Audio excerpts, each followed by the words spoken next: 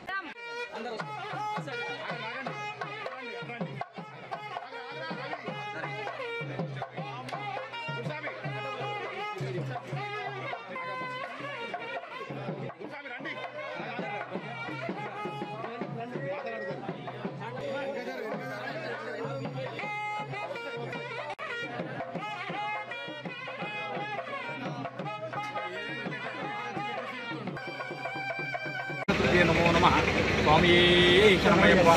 మా స్వాములు దీక్షాచార్య స్వాములు మన లోక కళ్యాణార్థ మన స్వాములు మంచిగా ఉండాలని, అయ్యా మన ధర్మము పెరగాలి, మన సనాతన ధర్మాన్ని రక్షించుకోవాలి. ప్రతి ఒక్కరు కూడా మన హిందూ జాతులు ప్రతి ఒక్కరు బట్టి పెట్టుకొని పోవాలి, ఒక ధర్మంగా ఉండాలి అనే ప్రార్థన మీద మన ఈరోజు సంతోష యాత్ర. మన స్వాములు ఒక సుఖం కంటే చెప్పలేనిది ఆనంద యాత్ర. ఇటువంటి యాత్ర నేను 12 యాత్ర, 5 13 యాత్ర, ఇది మరలేని యాత్ర. ఈ యాత్ర మళ్ళీ నేను కూడా చేయలేను. అటువంటి యాత్ర సంతోషం అంటే సంతోషపరుచుకున్న స్వామి నా స్వాములతోని ఆనందమైంది. ఇంకేమో ఇది లేదు. ప్రతి ఒక్క భక్తులు కూడా నిజాయితీగా ధర్మంగా ఉంటే తల్లిదండ్రులకు మించిన దైవం లేదు.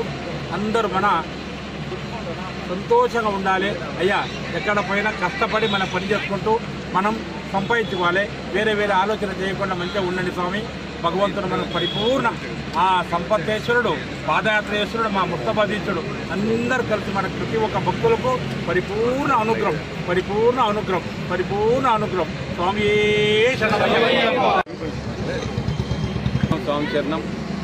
శ్రీ శ్రీ శ్రీ శ్రీ శాంతి స్వరూపులు మా దైవ సమానులు, మా నడిచే దైవం రాజుగురు స్వామి గారి ఆధ్వర్యంలో ఆగస్టు 20 నాడు ఇక్కడే ప్రారంభమై మీ అందరితో కూడా మాట్లాడే ఆగస్టు 20 నాడు ప్రారంభమైన యాత్ర ఈరోజు 62వ రోజులు.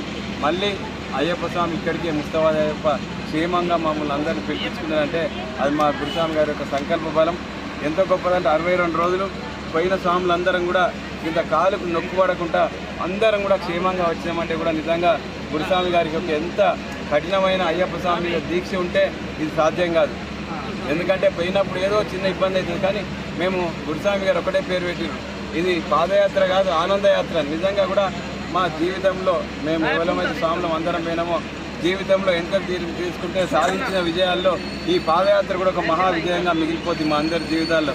నిజంగా కూడా ఒక అద్భుతం. 62 రోజులు అయ్యప్ప స్వామి దర్శనం చేసుకొని మళ్ళీ క్షేమంగా రావడం అంటే కూడా మా ఇంటికాడ మా కుటుంబ సభ్యులు కానీ బంధుమిత్రులు కానీ అందరూ కూడా రోజు దేవుని మొక్కుడే పోయి మంచిగా క్షేమంగా రావాలని అంతమంది. అలాగనే మా మిత్రులు శ్రేయభిలాషులు ఎంతోమంది స్వాములు ఎక్కడున్నారు, మళ్ళీ మంచి ఏం దాకా వేరు.